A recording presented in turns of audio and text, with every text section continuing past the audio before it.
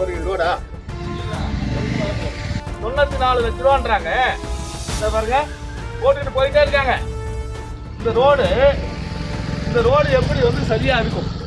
பழைய ரோடு இருக்கு பாருங்க, ஒரு முழு பலத்தோட ஒரு மனித தன்மையோட கடப்பாறையால குத்துறாலும் நோண்ட முடியாத ரோடு, பொக்லில் வச்சு நோண்ட முடியாத ரோட்டு மேல எப்படி போடுறாங்க பாருங்க.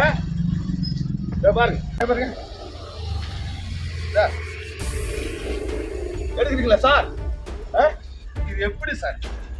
என்ன சார் புரியல சார். கேட்கறது நாலு எடுக்கிறதுக்கு வந்துட்டாங்க இருக்கா? எப்படி இது செட் ஆக பாருங்க. எடுக்க வருங்க, இது எப்படி செட் ஆகும் பாருங்க. மனசாட்சி ஒரு 4 கிலோமீட்டருக்கு 94 லட்சம் ரூபாய் எஸ்டிமேட் போட்டு நான் வந்து தடுத்த பிறகு கூட ஒரு ஓவர்சீர் இல்லை.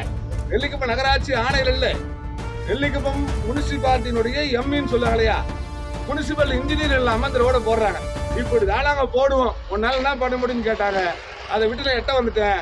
மரியாதைக்குரிய கடலூர் மாவட்ட ஆட்சியர் சிபி ஆதித்ய செந்தில்குமார் அவருக்கு இதை நான் அப்படியே அந்த வீடியோவை அனுப்பிச்சு விட்டேன்.